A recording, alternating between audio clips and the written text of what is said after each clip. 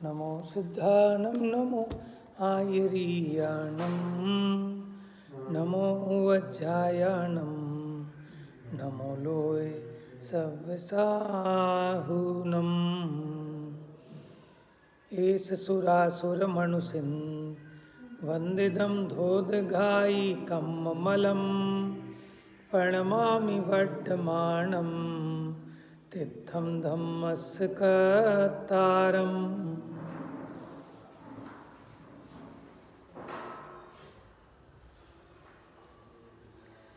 प्रवचन सार जी चरणानुयोग सूचक चूलिका में चर्चा प्रारंभ हुई आत्मज्ञान की कि आगम का ज्ञान भी हो, तत्वार्थ का श्रद्धान भी हो और संयम पना भी हो, लेकिन अगर आत्मज्ञान नहीं हो तो ये तीनों के तीनों सार्थक नहीं होते, अकिंचित कर हैं।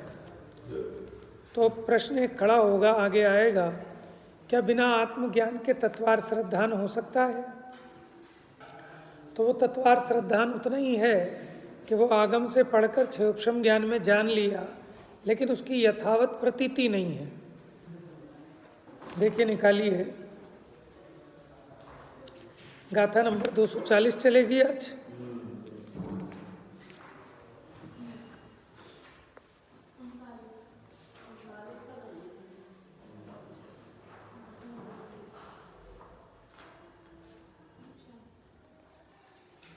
हो तो गई थी, आइए 240।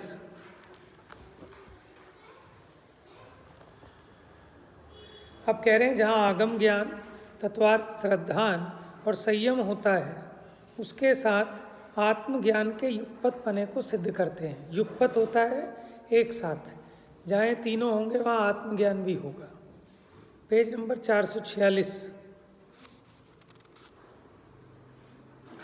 पंच समिदो तिगुत्तो पंचेन्द्रिय संबुडो जिद कसाओ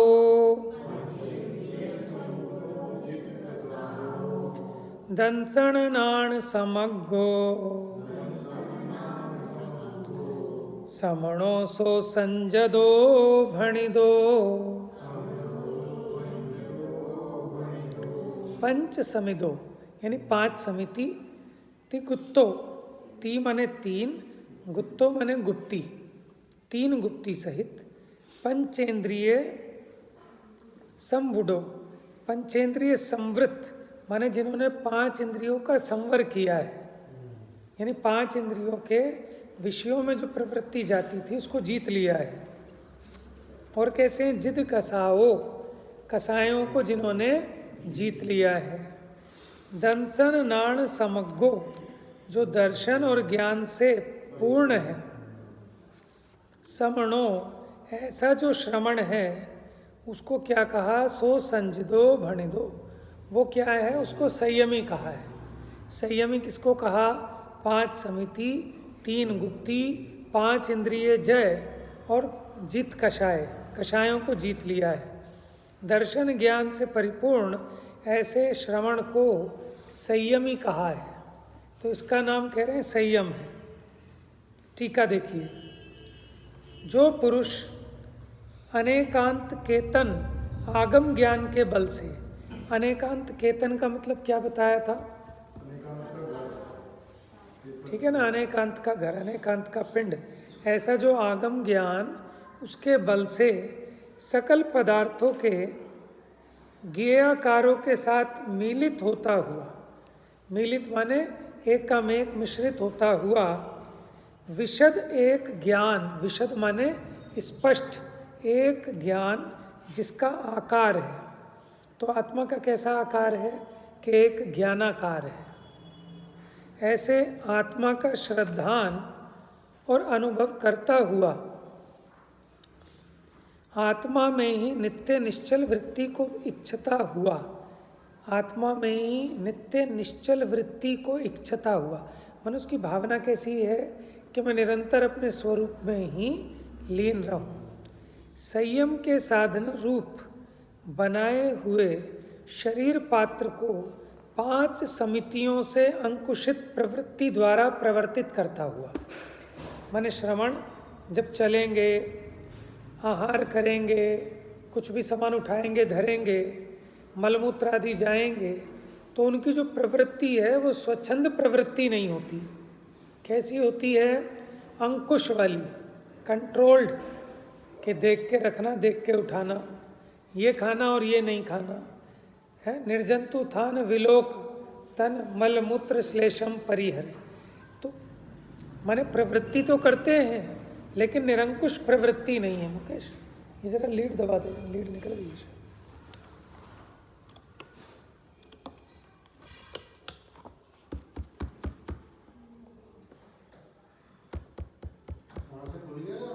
हाँ ये तो चालू है। ये 1 नंबर वाली लीड हटा के इसकी जगह लगा के दो।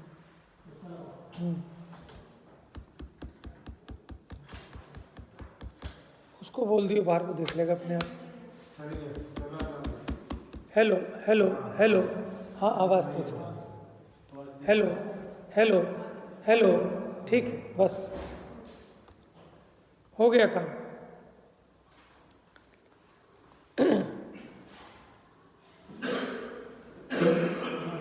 देखो, अज्ञानी के होती है निरंकुश प्रवृत्ति और ज्ञानी के होती है समिति रूप, माने मर्यादित, कंट्रोल।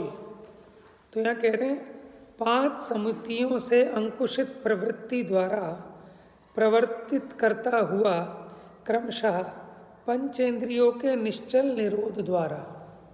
ये 5 इंद्रियों के द्वारा जो अपना उपयोग खराब होता है ना, उसको उन्होंने अपने उपयोग को सुरक्षित किया कि इन 5 इंद्रियों के माध्यम से उनका उपयोग वेस्ट नहीं होता। जिसके काय वचन मन का व्यापार विराम को प्राप्त हुआ है, माने मन वचन काया की प्रवृत्ति भी ज़्यादा नहीं होती। ऐसा होकर चिदवृत्ति के लिए, चिदवृत्ति माने चेतना में ही लीन होने के लिए, पर द्रव्य में भ्रमण का निमित्त, ये जीव का उपयोग पर द्रव्य में क्यों लगता है? जो कषाय समूह वह आत्मा के साथ अन्योन्य मिलन के कारण अत्यंत एक रूप हो जाने पर भी स्वभाव भेद के कारण उसे पर रूप से निश्चित करके, देखो ये जो इसका उपयोग बाहर में भ्रमता है, उसका निमित्त कौन? कषाय। कषाय की तीव्रता होगी तो उपयोग यहाँ नहीं लगेगा, वो इधर उधर चंचल रहेगा। और कषाय समूह वो कैसा हो जाता है? आत्मा में उत्पन्न हुआ तो ये जीव को उसमें स्वाद भेद नहीं कर पाता कि मेरा स्वरूप तो ज्ञानमयी है और कषाय का स्वाद दुख रूप है, ज्ञान का स्वाद सुख रूप है। तो उसका स्वाद भेद न करने से, लेकिन यह श्रवण की बात है, तो उनको तो स्वभाव भेद के कारण उसे पर रूप से निश्चित करके आत्मा से ही कुशल मल्ल की भांति, मल्ल मैंने कहते हैं पहलवान को, अत्यंत मर्दन कर करके अक्रम से उसे मार डालता है। अक्रम से मैंने एक बार में उन कषायों को मार डालता है। इसको कहा जीत कषाय। कषायों को जीत लेते हैं। कैसे जीती जाती हैं कषाय? के स्वभाव में और कषाय में स्वाद भेद है। समझ में आया? तो उन कषायों को स्वभाव से भिन्न जानकर स्वभाव का आश्रय लेने पर कषाय नष्ट हो जाती हैं। वह पुरुष वास्तव में सकल परद्रव्य से शून्य होने पर भी विशुद्ध दर्शन ज्ञान मात्र स्वभाव रूप से रहने वाले आत्म तत्व में नित्य निश्चल परिणति उत्पन्न होने से साक्षात संयत ही है। देखो, परद्रव्य से तो शून्य है लेकिन अपने ज्ञान दर्शन से परिपूर्ण है। तो एक शून्य अशून्य नाम का नय है।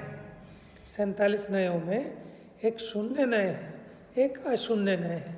शून्य माने खाली, तो आत्मा खाली एक है, हाँ, परद्रव्य से खाली है, लेकिन अपने स्वरूप से, अपने गुणों से परिपूर्ण है। इसलिए वो संयत ही है और उसे ही आगम ज्ञान, तत्वार्थ श्रद्धान संयतत्व के युगपत पने का तथा आत्मज्ञान का युगपत पना सिद्ध होता है। तो ये जो संयम के गुण बताए ना हमने कि 5 समिति, 3 गुप्ती, 5 इंद्रियों का संवर, कसायों को जीत लिया, दर्शन ज्ञान से पूर्ण है, अब जिसमें ये लक्षण पाया जाएगा वो संयमी है। तो उसमें गारंटी से आगम ज्ञान भी है, तत्वार्थ श्रद्धान भी है और आत्मज्ञान भी है।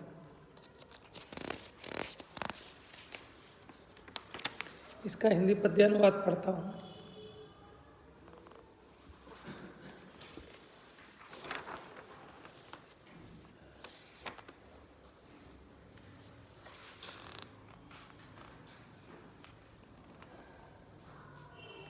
तीन गुप्ती 5 समिति सहित पंचेन्द्रिय जयी, ज्ञान दर्शन मय श्रवण ही जित कषाई संयमी। 3 गुप्तियाँ। गुप्ती क्या होती है? गुप्ती और समिति अपोजिट हैं। गुप्ती में तो प्रवृत्ति का निषेध है कि मन वचन का है कि प्रवृत्ति नहीं होती, लेकिन समिति में प्रवृत्ति तो होती है लेकिन वो मर्यादित होती है, विवेक पूर्वक होती है। यत्नाचार सहित प्रवृत्ति उसको कहते हैं समिति। किसके होती हैं समितियाँ? मुनिराजों के। लेकिन गृहस्थ भी अपनी बुद्धि पूर्वक चले तो देख के चले, खाए तो विचार के खाए, उसकी अपनी योग्यता प्रमाण कोई भी प्रवृत्ति करें तो वो कैसी होनी चाहिए? यत्नाचार रूप प्रवृत्ति, उसी का नाम समिति है। ठीक है ना? कथन मुनिराजों की मुख्यता से है, लेकिन हमारी भूमिका में जितना संभवित हो उतना हमको करना चाहिए। क्योंकि देखो पाप तो हो रहा है, लेकिन वहाँ पाप बहुत कम हो जाता है। चलना है, चलने में पाप तो होगा, लेकिन अगर देख के चलेंगे तो बहुत पाप से बच जाएंगे। देखो सिंपल सी बात है ना, वो कहते हैं कि फल तो कैसा चाहता है? आम का, और बोता क्या है? बबूल।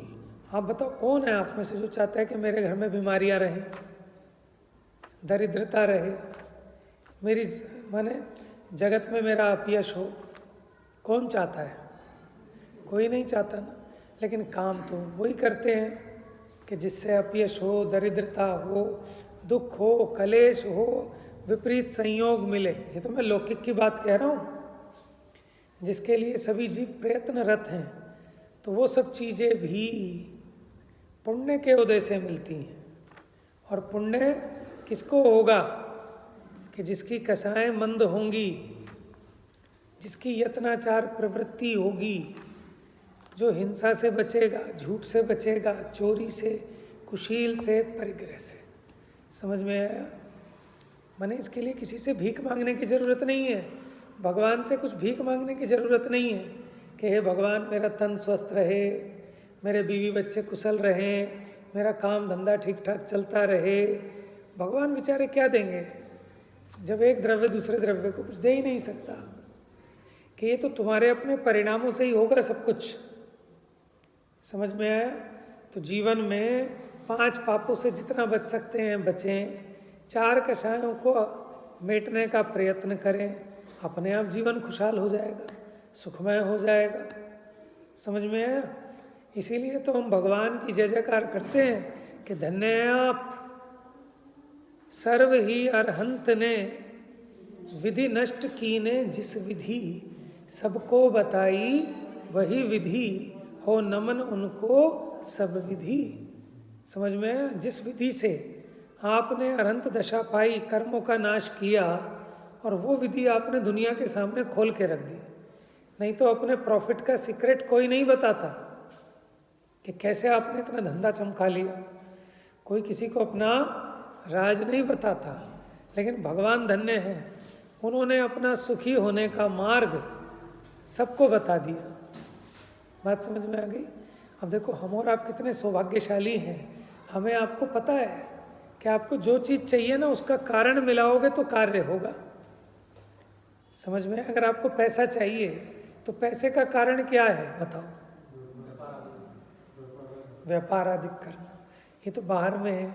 सच पूछो तो आपके लाभांतराय कर्म का क्षयोक्षम हो समझ में आया, साता वेदनीय का उदय हो, बस ये तो सबको समझ में आ रहा है। व्यापार तो व्यापार तो दुनिया कर रही है,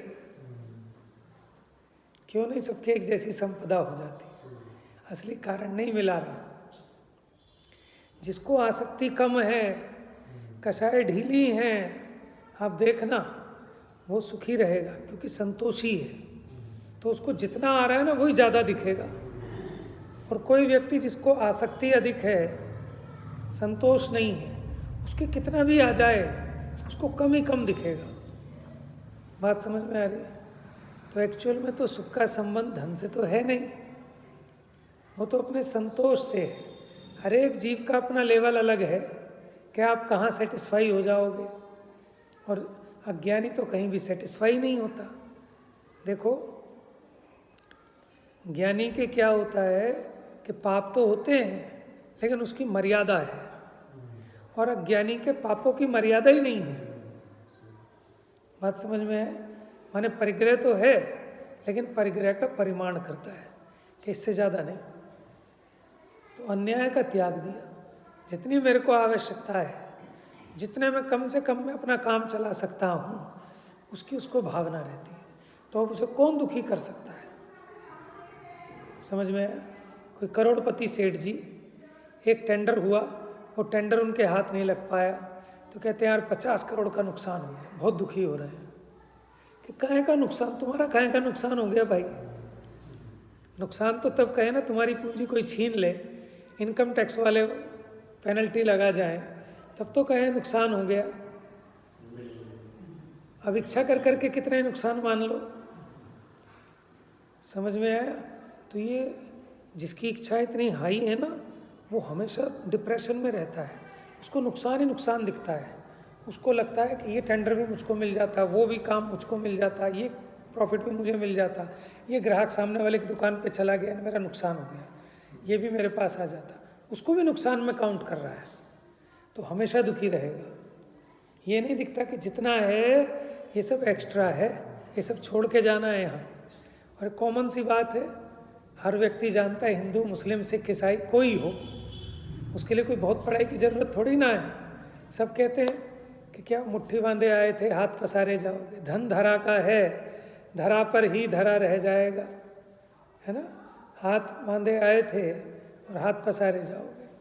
लेकिन ये बात ही इसकी श्रद्धा नहीं होती। श्रद्धा हो जाए तो सुखी हो जाए, ठीक है ना। लेकिन हम तो दूसरी बात कह रहे हैं।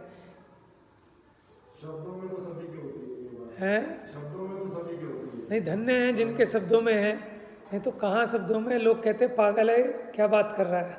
नहीं कहते तो सभी हैं, ये बात तो सभी कहते हैं। थोड़े समझदार होंगे जिंदगी में जो ऐसी बात भी कहते हैं। कहीं ना कहीं तो सभी कहते हैं, कहीं ना कहीं तो सभी। तो मैं कह रहा हूँ वो भी धन्यवाद के पात्र हैं जो ऐसी चर्चा भी करते हैं, जिनके मुख से बात तो निकले। लेकिन आज के टाइम में तुम ऐसी बात करो तो कहेंगे कौन सी दुनिया में हो भाई साहब, क्या बात कर रहे हो। दुनिया इतनी दीवानी हो गई है, वही करते हैं जो थोड़े बहुत पुराने लोग हैं। समझ में आया? नए लोग तो वहाँ भी मुर्द खाने में भी वो व्हाट्सएप पे लगे रहेंगे, यूट्यूब चलता रहेगा, कान में वो लगी रहेगी। बहुत बुरी हालत है। तो इसलिए हमें असली कारण देखें तो ये हाय तौबा छोड़ दें। समझ में आया ना? देखो, मिलना वही है जो आपके नसीब में है, खाओगे वही 2 रोटी, उससे ज़्यादा कुछ नहीं। बाकी की तो बस चौकीदारी करनी है, बाकी तो सब वो क्या कहते हैं बंधुआ मजदूरी है। लेकिन ये अपने को समझ में नहीं आती, इसलिए दुखी रहते हैं। बिना मतलब की मजदूरी बजा रहे हैं। बच्चा अपने भाग का मिलेगा उसे, हम कितना ही कमा के दे जाएं वो उसे भोग नहीं पाएगा। वो उतना ही भोगेगा जितना उसकी किस्मत को नसीब में है। आपने ऐसे बहुत उदाहरण देखे होंगे। पिताजी ने बहुत बड़ा एम्पायर खड़ा करके दिया और पिताजी के जाते इनकम टैक्स वालों ने सब बर्बाद कर दिया। समझ में? आग लग गई किसी फैक्ट्री में, कोई कोर्ट केस हो गया, फैक्ट्री का कोई वो नौकर मर गया, उसी में वो हम जेल में चले गए। कहीं वो बिजली की आग लग गई, कहीं कुछ हो गया, मैंने पूरा सड़क पे आ गया बालक। तो उसका नसीब ऐसे ही है। कई बार जिंदगी भर पिताजी कुछ नहीं जोड़ पाए और वो बच्चे ने खड़ा होके वो सब खड़ा कर लिया। तो ये तो हमारा मन का वहम है बस, कि काहे के लिए कर रहे हो? सब बच्चों के लिए, बच्चों के लिए आप कर तो रहे हो, लेकिन वो बच्चा आपका किया हुआ कुछ नहीं भोगता, वो अपने नसीब का भोगता है, नहीं तो खराब कर देगा। पेमेंट सारे कराया ना, बाप ने बनाया ना, उसके बेटे ने निकाल दिया उसको घर से। अब उसकी बीवी ने उसको डिवोर्स ले लिया, क्या आगे प्रॉपर्टी वाली पेमेंट सारा इतना बनाना है ना। और ये जगत की सच्चाई हमें दिखाई देती है रेमंड वाले की कहानी है ना। कहानी है घर घर की है, कहानी समझ में, किसी के कम किसी के ज़्यादा, तो सभी उदय प्रमाण सबकी है। चलिए, तो हम ये कह रहे थे कि इसलिए कि जीव को अगर लौकिक में भी अनुकूलता चाहिए तो अपने जीवन में से पाप कम करो। दुख का कारण बुरा कार्य पाप है। पहले तो इसे वो दुख का कारण समझ में नहीं आता और बुरा नहीं लगता। अगर वो दुख का कारण दिखे तब उसे बुरा जाने और छोड़े। बात समझ में आ रही है? ये भी सम्यक श्रद्धा है कि इसको दुख का कारण लगता ही नहीं, इसे हिंसा में आनंद आता है। समझ में? लोग रात के टाइम बड़ा बड़ा फंक्शन करेंगे, ठीक है, खूब वहाँ जीवों की घात होगा, कितनी हिंसा होगी, रात्रि भोजन करेंगे और कराएंगे दुनिया को और उसमें आनंद मानेंगे। अरे भाई साहब, शादी का मज़ा तो रात में ही है, दिन में क्या मज़ा है? तो हिंसा करने में आनंद मान रहे हैं ना, लेकिन ये हिंसा दुख का कारण है, ये इसको समझ में नहीं आता। झूठ बोलना, चोरी, कुशील और सबसे खतरनाक परिग्रह, वो तो किसी को भी पाप नहीं लगता। कि देखो साहब, हमने अभी एक कोठी बनाई है, वो क्या कहेगा, देखो हमारी तो छोटी सी कुटिया है। समझ में आया? मानो कोई 2000 गज की उसने कोठी बनाई और वो कैसे दिखाएगा कि साहब बस हमारी तो एक छोटी सी कुटिया है। समझ में आया? तो उसमें क्या मान रहा है? आनंद मान रहा है परिग्रह के बढ़ाने में। अब आप बताओ कि उसमें आप खुद तो सफाई कर नहीं पाओगे, नौकरी लगाने पड़ेंगे, और नौकरी कोई उच्च कुल वाला तो करेगा नहीं, झाड़ू पोछा करने का काम नीच कुल वाला करेगा। और उसके परिणाम कैसे होते हैं? हिंसक, क्रूर। अगर परिणाम क्रूर ना हो ना, तो ये जो खाते हैं ना गंध, खा नहीं सकते, बहुत क्रूरता चाहिए उसमें। तो वो बचाएगा चींटी को, जानवर को, किसी चीज़ को कहीं नहीं बचाएगा। और वो सारी की सारी हिंसा जो सुबह शाम मेड आ रही है ना घर में झाड़ू पोछा करने, वो आपके अकाउंट में भी जा रही है पूरी की पूरी। बात समझ में आ रही है? तो देखो, परिग्रह बढ़ेगा। अब कहते हैं घर में गार्डन होना चाहिए, कि वो गार्डन तो हो जाएगा, लेकिन उसकी मेंटेनेंस, उसमें कितने जीव मरेंगे, उसमें आपको वो कीटनाशक छिड़कना पड़ेगा, वो सारी की सारी कहाँ आपके अकाउंट में जा रही है। और फिर जीव कहता है साहब पता नहीं मुझे क्यों रोग हो गए, हमने तो कुछ नहीं किया ज़िंदगी में ऐसा। तो बात ये चली कि कार्य जो होता है उसका कारण होता है, उस कारण की सही समझ जब तक नहीं होगी तब तक कार्य भी ठीक नहीं होगा। जैसे पंडित जी उदाहरण देते हैं ना कि पीलिया रोग हो गया, आंखें कैसी हो गई, पीली दिख रही हैं, तो उसका इलाज आंखों में थोड़ा ही होगा कि कोई आंखों में इसकी तरह दवाई लगाओ, आंखों में सुरमा लगाओ कि पीली हो गई आंखें, कि नहीं, उसको लीवर्स का इलाज करो तो ये आंखें भी ठीक हो जाएंगी, चेहरा और नाखून भी ठीक हो जाएंगे। तो उसका कारण ढूंढो। तो वही हम यहाँ गड़बड़ करते हैं। टोडरमल जी ने मोक्ष मार्ग प्रकाशक में सच्चे कारण की खोज की कि दुख का असली कारण है क्या, तभी तो उसको हटाओगे, और सुख का कारण क्या है, तभी सच्चा उपाय बनेगा। तो अभी तो सच्चाई ये है, लौकिक जीवन में भी हम पागल हुए जा रहे हैं, सुबह से शाम तक अपना कीमती समय खो रहे हैं, और उससे भी अधिक कि छल कपट करेंगे, झूठ नहीं बोलेंगे, बेईमानी नहीं करेंगे, तो बस तो हमने कर लिया धंधा। फिर तो भैया बच्चे गुरुद्वारे भेजने पड़ेंगे समझ में? सबको ऐसा लगता है। तो बिल्कुल बेवकूफ़ी की बात है। मैंने ऐसे ऐसे बिजनेसमैन देखे, आप कहोगे तो बिल्कुल गधा है, इसको अकल ही नहीं है, और उसका धंधा ऐसा चमक जाता है, जो आता है उसे बेवकूफ़ बना जाता है। कोई पेमेंट मार लेता है, लेकिन फिर भी उसका काम चमक रहा है। नौकर भी उसे खूब ठग रहे हैं, लेकिन दिन दूना रात चौगुना बढ़ता जा रहा है। तो कहाँ बुद्धिमानी की बात आ गई? समझ में है? तो ये सब हमारे मन का वहम है। बहुत सियाने सियाने लोग, माने जिन्होंने बड़ी बड़ी डिग्री ले रखी है, 20-20 हज़ार रुपये की नौकरी बजा रहे हैं। समझ में है? और जिसे कुछ नहीं आता, अपने साइन भी सीख लिए बस कहीं से सेठ जी ने चेक बुक पे मारने के लिए, और उनके अंडर में सारे सीए भी हैं, इंजीनियर भी हैं, कंप्यूटर साइंस वाले भी, सब उनके अंडर में काम कर रहे हैं। तो माने धर्म तो आपको लौकिक में भी निराकुल करता है कि वहाँ भी आपको ज़्यादा हैरान परेशान होने की ज़रूरत नहीं है। अपने जीवन को संयमित करो, संतोष वृत्ति अपनाओ, तो ये सब अपने आप ज़्यादा दिखेगा, है ना। तो हम ये कह रहे थे कि हमें भी अपने जीवन में न्याय नीति, यत्नाचार पूर्वक प्रवृत्ति करनी चाहिए। तो पाप तो होगा, लेकिन उस पाप का दम निकल जाएगा, है ना। यत्नाचार पूर्वक, खाना बनाने में हिंसा होती है, लेकिन थोड़ा सा विवेक पूर्वक, यत्नाचार से। झाड़ू पोछा करें सो यत्नाचार से, चलें फिरें, आहार विहार निहार सब, अगर उसमें यत्नाचार रहे तो दया का परिणाम होगा, तो यत्नाचार होगा। दया का परिणाम नहीं तो यत्नाचार नहीं। दया धर्म का मूल है, ये तो सभी कहते हैं।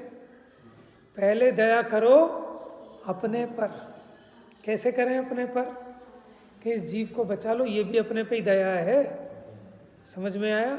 या आप पानी जो छान के यूज़ कर रहे हैं ना, ये उस पे दया नहीं कर रहे, वो तो अपने आयु कर्म से बचेगा और नहीं बचेगा। आप खुद पे दया कर रहे हो। समझ में आया ना। और दूसरी बात, आराधन से नहीं चिगो, अपनी स्वरूप की आराधना करो, अपने आत्मा को दुखों से बचाओ, इसका नाम है अपनी दया करना। बात समझ में आ रही है ना। तो हमें कोई और दूसरा सुखी करेगा नहीं, लेकिन ये मार्ग बता दिया, इसलिए हम भगवान की माने महिमा मानते हैं, उपकार मानते हैं, ठीक है ना। तो बोए बीज बबूल का आम कहाँ से होए। जब भी जीवन में दुख आए तो उसके कारण की खोज करना कि क्यों आया। जब भी कोई अनुकूलता आए तो उसके कारण को देखना कि क्यों आया, और वो कारण कब दिखेगा, कौन से उससे दिखेगा। आगम चक्षु साहू, कि अगर आपने आगम का अभ्यास किया है, आगम की नज़र से देखोगे तो आपको सही कारण दिखेगा। समझ में आया? किसी की बड़ी प्रतिष्ठा होती है, किसी की कोई प्रतिष्ठा नहीं होती। एक बार एक पंडित जी आए और वो नाराज़ हो गए कि इन पंडित जी की तो इतनी तुम इज्जत कर रहे हो कि मेरा प्रवचन 10 मिनट पहले बंद करा दिया, और उनने 1 घंटे प्रवचन किया तो बंद नहीं कराया, तब टाइम नहीं हो रहा। तो वो बेचारे दुखी हो रहे हैं, सच्चे कारण की खोज नहीं कर रहे कि ऐसा क्यों हो रहा है। मेरे तो 15 मिनट में बंद करा दिया, उनका 1 घंटा भी बंद नहीं करा रहे। तो असली कारण क्या है कि अपने ही किया हुआ है। समझ में आया? और वर्तमान में जो दुखी हो रहा है, ये जीव अपनी कषाय से दुखी हो रहा है ना। माने आपने 4 विद्वान बुलाए और एक विद्वान का प्रवचन नहीं कराया तो बहुत नाराज हो जाएंगे। क्यों? दुखी हो जाएंगे। तो दुखी हो गए तो किसके कारण दुखी हुए? अपनी कसाय से। और कसाय ना हो तो आनंद ही आनंद है। अच्छा है, मुंह भी नहीं थका, ठीक है ना, मेहनत कम करनी पड़ी, तो इसमें क्या कसाय की बात है। तो ऐसे ही अपने जीवन में हमको लगाना है। तो ये तो अभी साधुओं की मुख्यता से बात है, लेकिन हम भी अपने लेवल पे जितना अंगीकार कर सकें उतना करना चाहिए। जितना हम अपनी इंद्रियों को जीतेंगे उतना आप देखना दुख मिटेगा। जितना हम संयमित होंगे उतना उतना दुख मिटता जाएगा। तो ये संयम दिखाने के लिए नहीं है, अपना दुख मिटाने के लिए है ना। चलिए, तो टीका जो है थोड़ी सी उसकी भाषा क्लिष्ट है और सेंटेंस लंबे हैं, लेकिन भाव उसका ग्रहण होना चाहिए। भावार्थ भी है इसमें नहीं।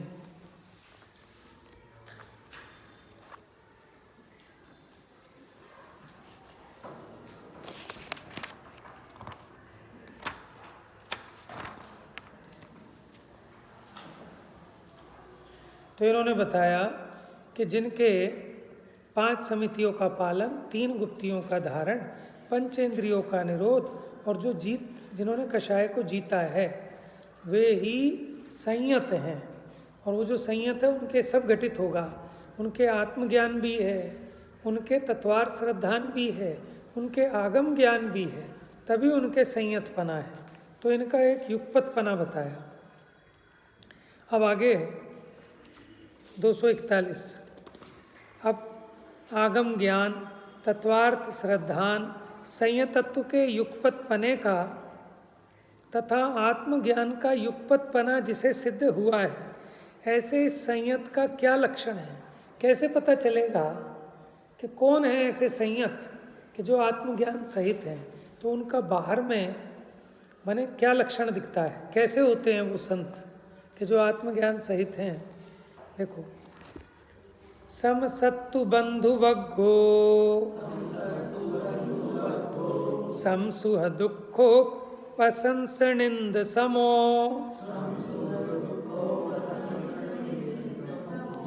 समलोठ कंचणो पुण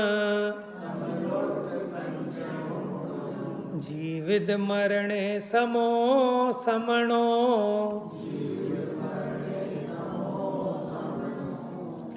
देखो क्या गजब है। समसुत बंधु वग्गो, शत्रु हो चाहे बंधु हो उसमें समान, ये बड़ा कठिन काम है। बात समझ में है? माने हम यहाँ प्रवचन कर रहे हैं, एक आके तो हाथ जोड़े, भाई बहुत बढ़िया, बहुत मज़ा आ गया, और एक का दिमाग खराब कर दिया, टाइम खराब कर दिया, पता नहीं किसने बैठा दिया। हमें उन दोनों में समान भाव रह सकता है? किसे रह सकता है? ये जो सुखी जीव है, और जिसे समान भाव रह गया उससे ज़्यादा कोई सुखी नहीं है ना? हम कहते संत साधु बन के विचरूं वह घड़ी कब आ। तो क्या याद आता है आपको? क्या इमेजिनेशन बनती है?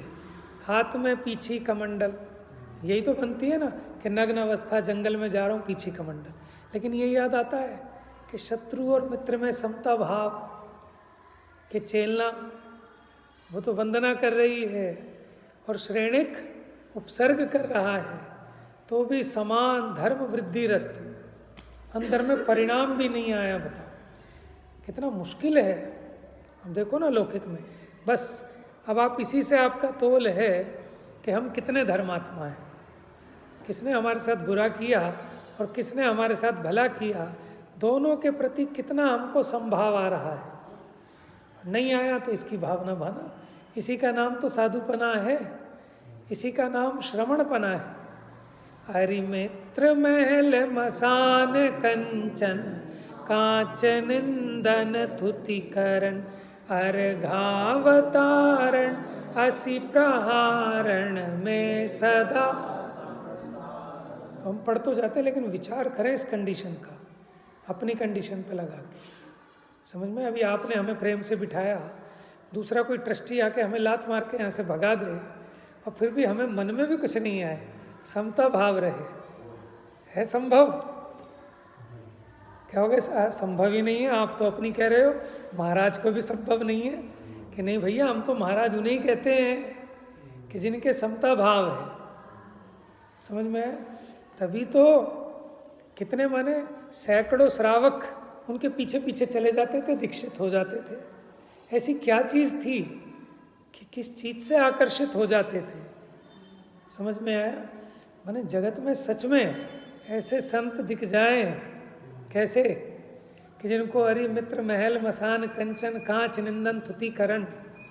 समझ में? परिणाम चेंज नहीं होगा, गारंटी से होगा। किसी का ना होवे तो ना होवे। अभी माने वो कठोर परिणामी जीवों की बात नहीं है। समझ में है ना? ऐसा क्या था कि वो वज्रबाहु को वैराग्य आ गया कि जो इतना रागी कि अपनी पत्नी को भी माने एक दिन के लिए मायके नहीं जाने दे सकता, उसके साथ साथ जा रहा है। और रास्ते में मुनिराज देखे, अब सच में तो उसने देखे, ऐसे देखे कि वहाँ से नजर ही नहीं हटी। कह रहे इनके चेहरे से इतनी शांति टपक रही है, इतने सुखी लग रहे हैं, इनके पास तो स्त्री भी नहीं है। यानी देखो उसको भी अंदर में कहीं ना कहीं ऐसा भेद ज्ञान और ऐसी अंदर में एक पीड़ा होगी कि मैं इस राग के कारण कैसा दुखी हो रहा हूँ। मैंने स्त्री का एक क्षण का वियोग नहीं सह सकता, तो उसको लग रहा था ना वो राग कष्ट रूप। तो वहाँ जब मुनिराज को देखा तो उसके वो तत्व ज्ञान तत्व विचार चल गया। और अब क्या कहता है, इनके पास तो स्त्री भी नहीं है और फिर भी इतने शांत इतने सुखी, इसका मतलब बिना स्त्री के भी सुखी हुआ जा सकता है। और वो सच्चा सुख है, क्योंकि इसमें तो पराधीनता है। समझ में आया? तो बस मुनि मुद्रा पर वो रीझ गया, इम्प्रेस हो गया। तो मुनि हो गया कि नहीं हो गया? समझ में आया ना? तो यही कारण था। ऐसा लगता है ना, इतने हजार राजाओं ने दीक्षा ले ली उनके साथ। ऐसे कैसे ले ली कि उनकी उस परिणति को देखकर इतना जबरदस्त अफेक्टेड हुए सब, माने इम्प्रेस्ड हुए कि तुरंत कि ये है आनंद की दशा, ऐसे सुखी हुआ जाता है।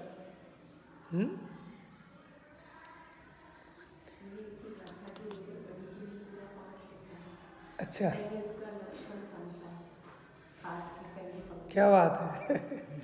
देखो है संयताष्टक, ये जो हमारी अभी गाथाएं चल रही है ना सारी संयत वाली, बड़े पंडित जी ने इस पर पूरी रचना लिखी है। संयताष्टक 8 छंद लिखे हैं ना उसमें, तो अष्टक कहते हैं उसको, है। तो वो पढ़ना, कौन सी पुस्तक में है? वैराग्य पाठ संग्रह में संयताष्टक। जैसे आप सांत्वनाष्टक पढ़ते हैं, ऐसे संयताष्टक है। हम लेंगे सभा में फिर उसको, क्योंकि हम जो विषय चल रहा है ना उसमें संयत का पूरा लक्षण पंडित जी ने अपनी सरल उसमें रचना की है। तो पंडित जी ने तो लिखा ही सब कुछ ऐसे है। आपको नियम सार का पूरी गाथाएं मिल जाएंगी, समय सार की गाथाएं, प्रवचन सार की गाथाएं, है ना। ये है तत्व ज्ञान।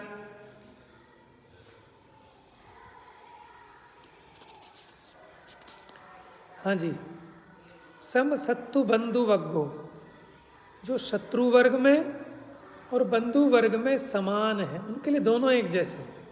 माने उन्हें कोई शत्रु नहीं दिखता, कोई मित्र नहीं दिखता। सम सुह दुखो, और सुख और दुख में भी समान भाव है। प्रशंस निंद, यानी प्रशंसा में और निंदा में समानता दिखती है, कोई फर्क नहीं। प्रशंसा करे तो वो इफेक्टेड नहीं होते, निंदा करे तो इफेक्टेड नहीं होते। माने वो उनका सुख दुख दूसरों के अधीन नहीं है, इसीलिए मुनिराज स्वाधीन है और हम कैसे हैं? पराधीन। आपने प्रशंसा कर दी कि भाई साहब बहुत बढ़िया प्रवचन किया, तो हम राजी हो जाएंगे। आप कहोगे भाई साहब आज तो आपने टाइम खराब कर दिया पूरा, पता नहीं क्या कह रहे, कुछ समझ नहीं आया, बेकार, तो हम नाराज हो जाएंगे। समझ में? हमारा सुख दुख पराधीन हो गया ना। लेकिन मुनिराज का सुख दुख क्या है? स्वाधीन है। दूसरे के हाथ में उन्होंने अपनी चाबी नहीं दे रखी, और हमने अपनी चाबी दूसरे के हाथ में दे रखी है। जब जिसका जी आएगा वो हमें परेशान कर देगा। अभी कोई आदमी हमें 2 गाली दे के चला जाए, वाह हमारी जिंदगी खराब है ना। तो हमने क्या अपने आप को पराधीन बना रखा है। अभी हमारी कोई चुगली कर दे, कोई निंदा कर दे, हम डिस्टर्ब हो जाते हैं। तो ये हमारी कमजोरी है, इसको हमें दूर करना है। और जितना जितना हम इसको मेटते जाएंगे उतने उतने सुखी होते जाएंगे, है ना। देखिए, समलोठ कंचनो, लोठ मैंने क्या होता है? लकड़ी, मिट्टी है, मिट्टी का ढेला। और कंचन माने सोना, कि दोनों जिसको समान है। पूर्ण जीवित मरणे, जीवन और मरण दोनों समान है, माने इन सबसे निष्प्रय हैं। समो समान है, समणो किसको? श्रवण को। हम देखो हिंदी पद्य अनुवाद। कांच कंचन बंधु अरि सुख दुख, प्रशंसा निंद में शुद्धोपयोगी, श्रवण का समभाव जीवन मरण में। समभाव, ये बहुत बड़ी बात है, समता भाव। चलिए देखते हैं पेज नंबर 448। जिसे शत्रु और बंधु वर्ग समान हैं, सुख और दुख समान है। सुख और दुख का मतलब साता का उदय हो, असाता का उदय हो। प्रशंसा और निंदा के प्रति जिसको समता है, कोई प्रशंसा करे चाहे कोई निंदा करे, जिसे लोष्ट और सुवर्ण समान है। इसमें सुख और दुख का मतलब साता और असाता ही हाँ है। हाँ, वही सुख और वही दुख समान बाह्य सुख दुख, हाँ, बाह्य इंद्रिय संबंधी ऐसे बाहर के, ऐसे में असली सुख और दुख तो अलग अलग ही ना ना वो तो है ही। तथा जीवन मरण के प्रति जिसको समता है वह श्रवण है। माने अगर यह आपके जीवन में आ जाएगा तो आप श्रवण हो जाएंगे। लेकिन उतना नहीं, लेकिन थोड़े थोड़े बीज तो ये गृहस्थी में ही फूटने चालू हो जाते हैं, तभी तो श्रवणपना आता है उसको।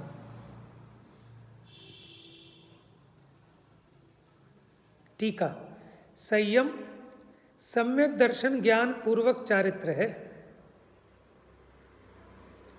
चारित्र धर्म है, धर्म साम्य है और साम्य मोह क्षोभ रहित आत्म परिणाम है। इसलिए संयत का लक्षण क्या बताया? साम्य भाव। साम्य माने समता भाव। ये 7 नंबर की गाथा थी चारित्रम खलु धम्मो वाली, कि चारित्र ही धर्म है और वो धर्म समता भाव है, और मोह और क्षोभ से रहित आत्मा का परिणाम उसका नाम है समता भाव। इसलिए यहाँ कह रहे हैं वो जो साम्यपना है उसी का नाम श्रवणपना है। अब बताओ इससे बढ़िया थर्मामीटर क्या चाहिए? चेक कर लो कि श्रवण है या नहीं। कोई निंदा करे, कोई प्रशंसा करे, समझ में आया? ये तो मन की बात है, लेकिन इतना भी विवेक होना चाहिए, चाहे अंदर कितनी कसाई हो, कम से कम वचन में तो ऐसे शब्द नहीं लाए कोई।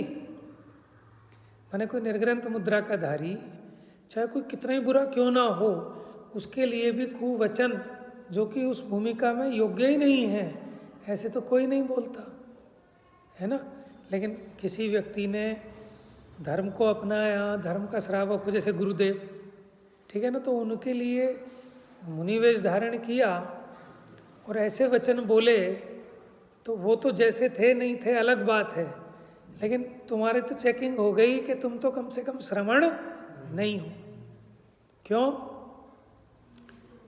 जग सुहित कर सब हित हर, श्रुति सुखद सब संशय हरे, भ्रम रोग हर जिनके वचन मुख चंद्र ते अमृत झड़े। अमृत झड़े मुख चंद्र से, जहर नहीं। एक और देख लेना आप, वो तो कहते हैं गोली मार दूंगा, रिवॉल्वर है मेरे पास, मैं रखता हूँ रिवॉल्वर, देखा आपने? हाँ। समझ में आया? क्रांतिकारी है। तो सब तरह के हैं, मार्केट में सब माल मिलता है, और मिलता ही नहीं है, बिकता भी है, बिकता भी है। बहुत शिष्य हैं, बहुत ज्यादा शिष्य भी बहुत ज्यादा। मैं तो पहली बार देखा, मैंने कहा ये तो डाकू हैं पूरे, और भयंकर तरीके से कि माने ऐसे शब्द हम इस गद्दी पे बैठ के नहीं बोल सकते कि कोई माइका लाल हो, है किसी में दम तो हमें बताए, ऐसे समझ में आया? नहीं बोल सकते, अलग से नहीं बोल सकते, गद्दी तो बात अलग है। तो अब देखो थर्मामीटर दे दिया ना, श्रवणपना किसका नाम है? कि नग्न तो तिर्यंच भी हैं, भिखारी भी हैं, वृक्ष भी हैं, इसका नाम श्रवणपना नहीं है। श्रवणपना समता भाव, ठीक है ना, माने सुख रूप भाव। अभी हम प्रशंसा कर दें, हाँ इधर आओ, कौन कहाँ से है? दिल्ली से? अच्छा आओ बैठो, इधर बैठो, क्या करते हो, क्या काम है? समझ में आया? अच्छा सुनो, हमारा एक मंदिर बन रहा है, और इसमें ये प्रोजेक्ट दिखाओ भाई, इन्हें बिठाओ, बढ़िया खाना खिलवाना, ये करना वो करना। तो समझ में आ गया कि नहीं आ गया? समझ में आया? और आपने कह दिया कि साहब हम तो जयपुर वाले हैं, सिमड़ वाले हैं, तो फिर देखो समझ में। तो इससे क्या पता लग गया? कह रहे उनके लिए निंदा करने वाले हों चाहे प्रशंसा करने वाले हों, उनके लिए तो सब जीव मात्र हैं, उन्हें किसी से राग नहीं, किसी से द्वेष नहीं। अब हमसे कोई कहता है कैसे पहचान करें जी, कौन है सच्चे? अरे क्या पहचान करनी है? तुम थोड़ा सा आगम पढ़ लो, तुम समझ लो ना बस। हमें कोई किसी को सर्टिफिकेट नहीं देना, लेकिन इतनी तो पहचान करनी होगी कि मेरे को जो माल चाहिए वो मेरा माल किस दुकान पे मिलेगा। नक्कालों से सावधान, ये तो चाहिए, नहीं तो ठगाए जाएंगे। हमें दूसरे से मतलब नहीं है, दूसरे को हम नहीं रोक सकते, लेकिन मेरी तिजोरी में नकली नोट ना आए, ये तो मेरी जिम्मेदारी है ना। दुनिया में तो चलेंगे, दुनिया में आप वो नोट बंद नहीं करा सकते, क्योंकि उनका नेक्सस बहुत बड़ा है। समझ में? आप किसी को नहीं सुधार पाओगे, बस स्वयं सावधान रह सकते हैं, अपना लोटा छान लो। समझ में? अब अहिंसा धर्म के लिए हमें भी हिंसा को अपनाना पड़ेगा। अरे भैया क्या कर रहे हो, क्या कह रहे हो? सोचो तो, आप प्रवचन सार पढ़ाने वाले, आपके मुख से पुरुषार्थ सिद्धि उपाय शोभता है, आप कैसी बात कर रहे हो? समझ में आया? है ना? वो तो चलते फिरते सिद्धों से गुरु चरणों में शीश झुकाते हैं। तो हम बच्चों को पढ़ाते हैं, बच्चे कहेंगे सिद्ध भी ऐसे ही होते हैं क्या? बताओ क्या इमेजिनेशन बनेगी कि वो तो ऐसी दशा है कि उनको वो बोले नहीं ना, उनको देखने मात्र से ही प्रभाव ना हो जाए। माने हजारों असंयमी ज्ञानी गृहस्थ जितनी उपदेश दे दे के प्रभावना नहीं कर सकते, उतनी एक पंचम गुण स्थानवर्ती से हो जाती है। और हजारों पंचम गुण स्थानवर्ती जितनी प्रभावना नहीं कर सकते, उतनी एक मुनिराज से हो जाती है। समझ में आया? उनके दर्शन मात्र से। ये संयम का प्रभाव है, क्योंकि जीवन में उतरा है ना वो, उससे प्रभावना होती है। और जिसके जीवन में ही नहीं उतरा तो क्या प्रभावना हो रही? तो पुराना पुण्य है, सब खा रहे हैं। वो यहाँ नहीं होते ना, गृहस्थी में होते, वहाँ भी करोड़पति हो जाते। वो तो पुण्य का चल रहा है सिक्का। आज भी जिनका पुण्य नहीं है वो सड़ रहे हैं, उनको कोई रोटी देने वाला नहीं है। ये भी पुण्य पाप के उदय से चलता है कि किसी को तो ऐसे हैं, किसी को 100 लोग इनवाइट करने वाले हैं, अरे भोजन तो एक ही क्या करूँगा। और एक ऐसा है जिसको 10 दिन में भी कोई एक इनवाइट करने वाला नहीं है। तो सब अपने पुण्य की खा रहे हैं, चाहे गृहस्थी हो चाहे त्यागी हो, है कि नहीं? समझ में? कोई सामान्य सीधा सा त्यागी आए बेचारा, ज़्यादा जिसका नाम ना हो लेकिन अपना लगा हो, उसके लिए कोई आहार कराने को तैयार नहीं होगा। और कोई नेम में फेमस हैं, लोग कहेंगे साहब हमको चाहिए, हमको झगड़े हो जाएंगे कि हम कराएंगे अपने, हम कराएंगे अपने। ठीक है, ब्लैक चलेगी फिर, है ना? तो कहाँ क्या है?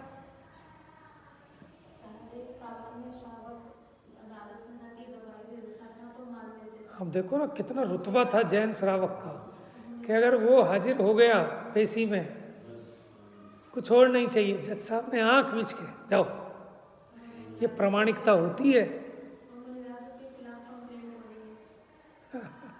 अब देखो कैसा काल आ गया कि बताओ, हिम्मत है किसी की कि मुनिराज के खिलाफ कंप्लेंट, FIR। तो क्यों? और ये गलती तो अपनी है कि मुनिराज ये सामाजिक प्रपंचों में नहीं फंसते, बहुत निंदा हो जाएगी। हाँ, उन्हें इनसे मतलब नहीं है, क्योंकि आप अपने नीचे उतरोगे ना तो कीचड़ है। ये गृहस्थी जाने, आपको क्या मतलब है? मैंने अगर किसी दिन पेशी हो गई, अरेस्ट हो गए, तो क्या होगा? कहाँ मुंह दिखाने लायक बचेंगे? तो अरेस्ट भी हो गई है, पहले भी हुई है, अभी इन दिनों में, अभी इन दिनों में हो गई है कई सारे में अरेस्ट। आपकी नॉलेज में नहीं है? पीछे हुए थे ना अरेस्ट, नहीं अरेस्ट भी हुए हैं, कपड़े पहनाए हुए, क्यों नहीं हुए? अरेस्ट हुए हैं, पीछे पीछे हुआ था केस, अभी 1.5 साल पहले। तो कोई मंदिर कोई और अलग, हाँ वो अलग था। अब इन चीजों में नहीं वैसे केस हाँ। वैसे कांड हुए हैं, अब अलग क्यों हुए हैं, ऐसा भी हुआ है। हम नाम दिमाग में नहीं आ रहा लेकिन हुए हैं, रोका हुए हैं। कैलाशनगर में वो तो शुल्लक जी थे, उनको तो कपड़े पहनाए थे। इधर एमपी की साइड में हुए, यूपी की साइड में हुआ था केस, और उनको बकायदा जेल में भी डाला गया। तो आप ये देखो, हमें तो ये माल चाहिए कि कांच हो चाहे कंचन हो, उसमें जिसको संभाव हो वही सुखी हो सकता है। हमको भी ऐसा ही होना है तो हम ऐसों को ढूंढेंगे, और जिसको जैसा होना है वो वैसे ढूंढ लेता है। वो कहते हैं जैसे जाके माई बाप वैसे वाके लड़का, जैसे जाके जहाँ के नदी नाले वैसे वहाँ के भड़का, क्या कहते हैं, भड़का, तालाब पोखर।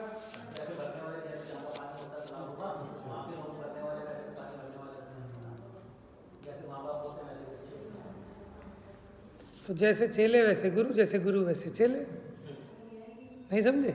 सब अपने अपने हिसाब से छाट लेते हैं जिसको जो चाहिए। शराब की दुकानों पे भी तो इतनी भीड़ लगती है, और बेचारा जो नारियल पानी बेच रहा है वहाँ उतनी भीड़ नहीं मिलेगी। वहाँ तो कहेंगे 50 रुपये का, 60 रुपये का। अब तो लोग समझदार हो गए हैं तो वहाँ भी भीड़ मिलने लगी है। लेकिन आप देखो शराब की दुकानों पे, मैंने तो कल देखा एक व्यक्ति शराब पी के, बेचारा मजदूर आदमी काम करके आ रहा होगा, शराब पी ली होगी, कहीं गिर गया होगा, सर फटा हुआ है, घर जा नहीं पा रहा, मेरे पैरों में पड़ रहा है, बाबूजी मुझे छोड़िए, मुझे छोड़ दो, वहाँ छोड़ दो। कहाँ छोड़ दें, कुछ तो पता ही नहीं।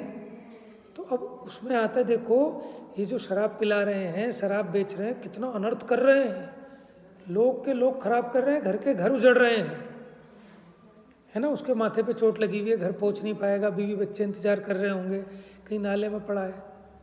समझ में कितना बड़ा अपराध हो रहा है, लेकिन वहाँ लग के लाइन लग के बिक रही है, और गवर्नमेंट भी बेचना चाह रही है।